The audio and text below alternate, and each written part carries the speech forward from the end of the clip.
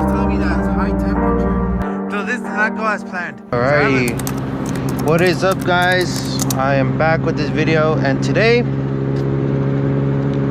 I have a topic in mind that we should discuss, and that is high mileage does not affect a car the way that you think.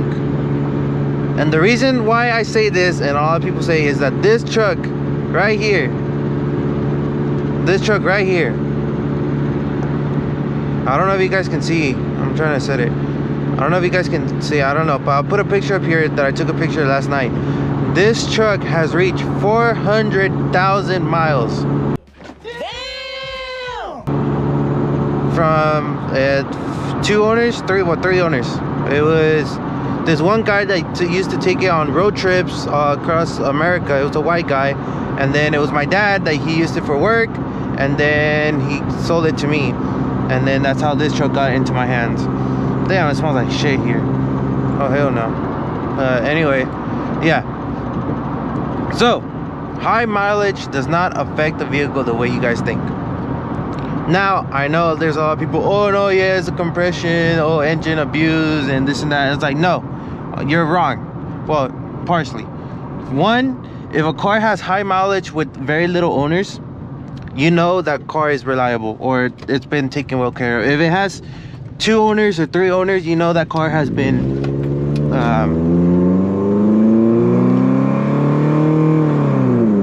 that car has been well taken care of. It got its oil changes, it got its transmission changes, differential changes, everything has been done perfectly fine. Proper maintenance keeps a car alive. Because I know damn well that kind of like those Infinities going on, or like other cars, if it has 7 owners but it has 60,000 miles, you kind of have to think about why the fuck has it been passed around so much.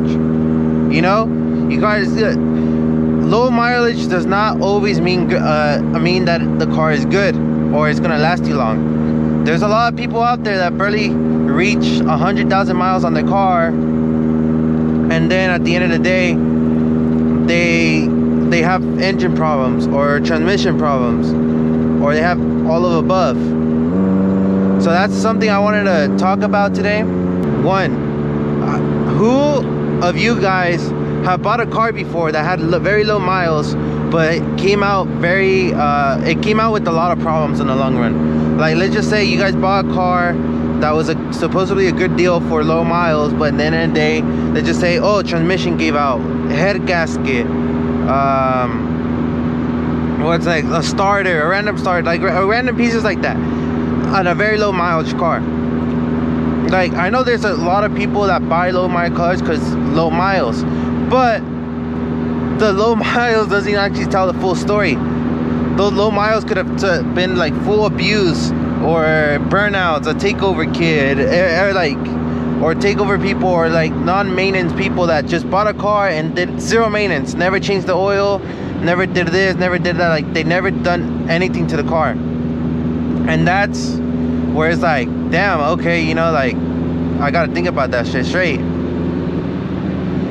Now, the thing I want to talk about is a lot of people say that supposedly a lot of different cars are different, that Toyotas are gonna last forever, this and that, and low maintenance and whatever. Incorrect. And I can tell you why. One of my friends had a Toyota Camry. It was the 4-cylinder. It was like a 2006 model, and that thing had so many issues because this guy did not take care of his car at all. Like, not a single bit. Now, this is where I wanted to talk about as well. I know a lot of people have mixed emotions about sports trucks, right? That they're not really sports trucks because they're pickup trucks. Well, here's the thing. A lot of trucks can actually be sport truck. Like this one right here, I put X-Runner suspension on it. Actually, like, legit X-Runner suspension. And if you know anything about X-Runner suspension, it's a little bit more lower than the stock Tacomas, and they're more stiffer. The spring rate is more stiffer, like way more stiffer. So when I install this thing, the body roll kind of shortened out, because you can see right here, I don't know if you guys, the camera picks it up, there's slight body roll, but not as much as stock. And especially the seats kind of help me out a lot.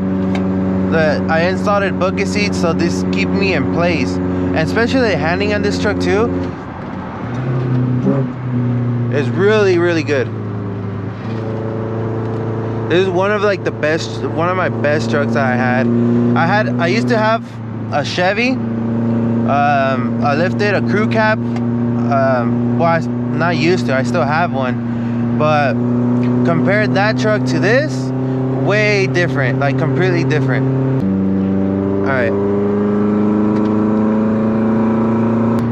All right, for newcomers, like the thing I want to tell you guys about is that when you see guys twisted right here, brake before you start turning. Never brake while turning, because that shit can lock up your wheels when there's sharp turns like this. And trust me, you do not want to lock up your front wheels, because then that would be a whole different story, and then you'll be fucked.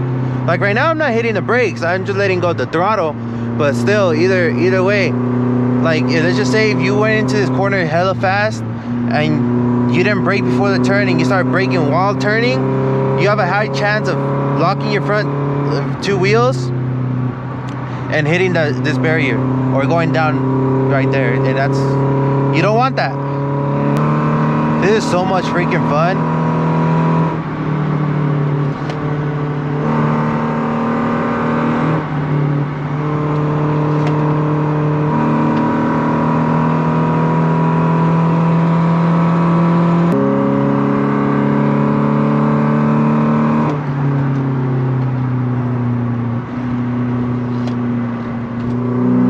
Oh, that shit could have gone horrible.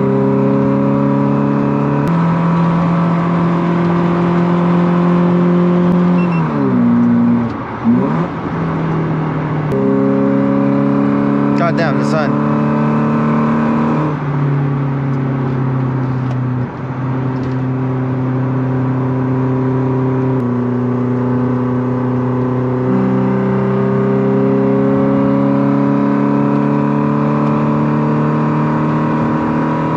You know what I love about this truck is that like variable valve timing kicks in around 4,500 RPM, and you can kind of hear it. Like watch.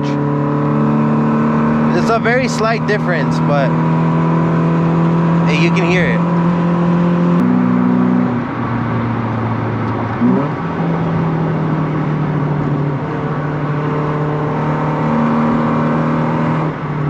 I'm trying to reach the sunset point right here. Well, there. I'm gonna stop by real quick right here, real quick. Alrighty, so we made it to one stop right here that I wanted to stop by real quick. Like, look how beautiful this thing is right here. Yeah, we're at one stop. The stop I want to do is up ahead, but yeah, this is the truck right here with 400,000 miles and still going strong. And I have the headlights, the fog lights. I'm running some Cooper Cobra Radical GT 255 60 15s, so it's a pretty chunky tire. I like about it. Oh shit, what this is telling me. Temperature. Oh shit. What the fuck? I heard beeping and it's telling me that it was high temperature. And I had the truck running. So I'm gonna check it out right now. Cause what the fuck? I have a feeling it's a thermostat.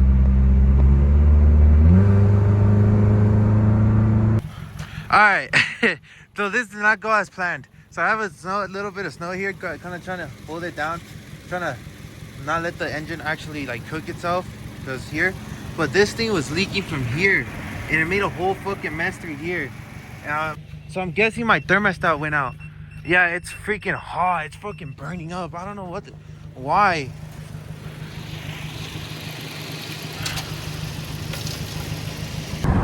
Okay, so I have to make a U-turn.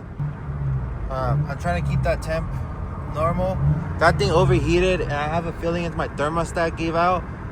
But that comes in conclusion of what I was talking about, how high mileage vehicles doesn't matter. But yeah,